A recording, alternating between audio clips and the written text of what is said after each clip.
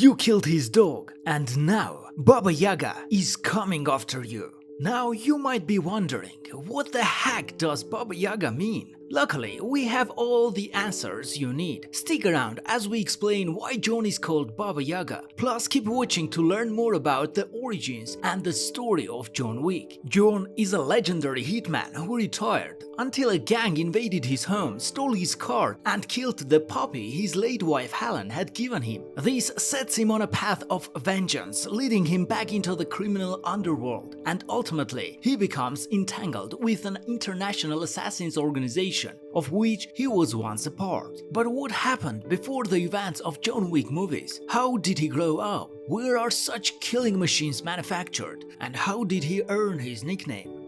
So let's begin. The legend of the Baba Yaga began in 2014 when audiences around the world were first introduced to all-time great assassin John Wick. When we meet our hero, he's living a quiet life with his wife Helen until she dies of a mysterious illness.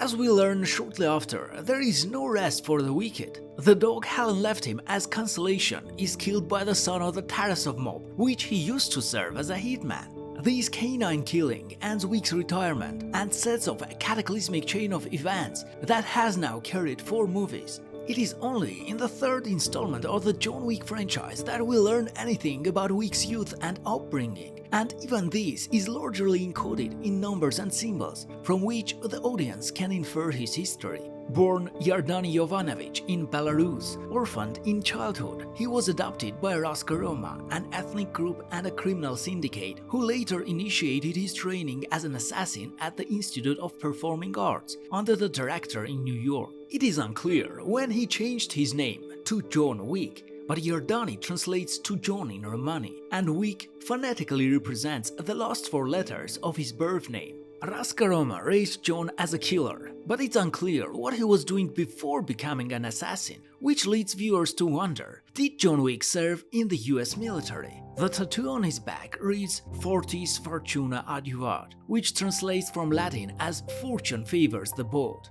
This is reminiscent of the motto of the 2nd Battalion, 3rd Marine Regiment. Tattoos with similar slogans are not uncommon in many branches of the armed forces. Still, no one has ever officially addressed the rumor of his military service, and unfortunately, it's unlikely we'll ever find out. We also don't know exactly when John acquired all his tattoos. But during a brief tour of the Directors Institute, we observe that senior students are already heavily inked with Catholic imagery, similar to John's tattoos, which may indicate that they have undergone a similar initiation into the criminal world of assassins. We also see students engaged in various types of training, from dance to combat and much more. John is a skilled marksman and driver, a proficient master of the various martial arts styles, experienced in hand-to-hand combat, and he possesses supernatural strength.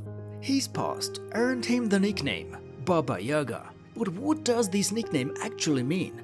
The Baba Yaga, a character from Russian folklore, is actually far weirder than Keanu Reeves' Gun Fu Master, although some resemblances do exist between the two. She exists in fairy tales all across the Slavic world as a witch, or perhaps an ogress who lives in a forest hut held by enormous chicken legs. Instead of riding a broomstick, she flies around in a mortar and pestle. This imagery might seem quite peculiar to those unfamiliar with the myth. Yet Baba Yaga stands as one of the most renowned and complex entities in Slavic folklore. While she may appear fearsome, and certainly in many of her portrayals she is, her ethical stance is remarkably flexible. Often sought after for her formidable magic, she alternates between being an ally and a foe, contingent on the story. This portrayal has led folklorists to interpret her more as an agent of untamed nature rather than any demonic force.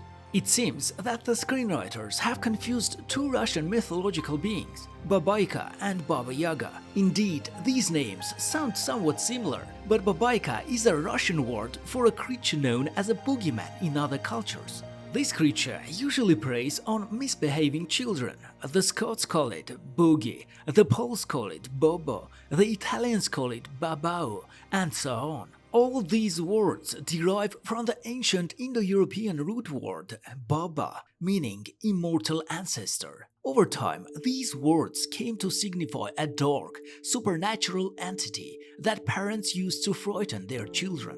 The majority of comments on the internet explain the mistake, suggesting that since Viggo is Russian, he compared John Wick to Baba Yaga to showcase his son the strength which he inadvertently angered, and how he's actually afraid of John. At first glance, the connection between John Wick and an ancient forest-dwelling witch might not be immediately apparent. However, it's the enigmatic nature of these characters that establishes a link between them. Over the years, mobsters had been drawn to Wick's services, aiming to harness his near-supernatural combat prowess and unwavering determination for their own gains. He became someone his adversaries dreaded and his employers handled with care. From the outset, it becomes clear that he can never truly be restrained, much like Baba Yaga, who lives on her own terms. It's advisable to avoid provoking either of them. So we can tell that the John Wick franchise is actually wrong in depicting Baba Yaga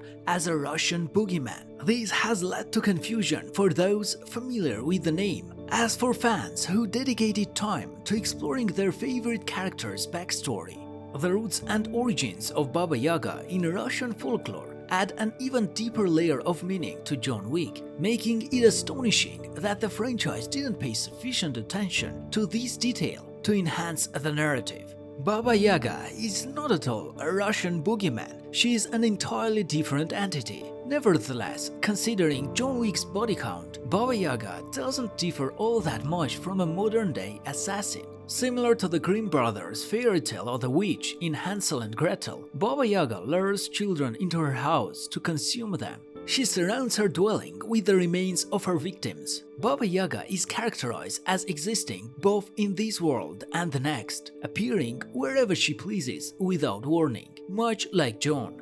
In fact, save for their penchant for murder, John Wick doesn't share any other similarity with Baba Yaga. He is not malevolent, nor does he seek to harm the innocent. On the contrary, he wants revenge on those who have done wrong. Moreover, Baba Yaga is a nickname that might be better suited for a member of John Wick's high table, someone with the personality and influence that actually matches that of the Russian witch.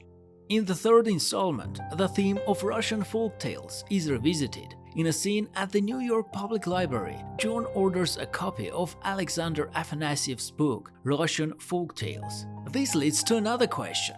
How did he earn his name that everyone speaks highly of? I speculate that perhaps there were highly significant events in the John Wick universe before the first movie, which earned him respect and retirement. I don't believe that in the John Wick universe, the most skilled assassin could simply step away from the business and quietly lead their life due to love alone. That's why I anticipate that the next Wick film will be a prequel, a story revealing how he became John Wick. It's also worth mentioning that when we first meet our hero, he is leading a peaceful life with his wife Helen until she succumbs to a mysterious illness. While most deaths in the John Wick movies occur due to shootouts, assaults and explosive battles, the very first casualty happens off-screen and in a much quieter manner. Helen dies from an incurable illness shortly before the events of the 2014 film John Wick, although the franchise doesn't explicitly specify the nature of the illness. John Wick's wife had been sick for a long time before her death, allowing her the opportunity to arrange things so that John finds solace through a puppy and comes to terms with his own fate. Throughout each film, Helen is either mentioned or glimpsed in photographs. John's dedication to preserving Helen's memory attests to how deeply he loved her and how profoundly his grief still affects him, a theme that continues in the story of John Wick Chapter 4. John Wick's wife was the reason he undertook his final job for Viggo Tarasov, aiming to retire, and her death is what prompted his vengeful return to the criminal world. John wouldn't have left the life of a hitman if he hadn't met Helen. But he also would never have returned if not for her tragic demise. The essence of John Wick's story is intertwined with John's grief over his wife Helen's death, his love for her and their shared life, as well as his efforts to fulfill her wish for him to find peace in his future. Of course, to achieve this, he must overcome the world's most dangerous and powerful criminal organizations. That's all for today. Thanks for watching. Don't forget to subscribe and click the like button. See you in the next one.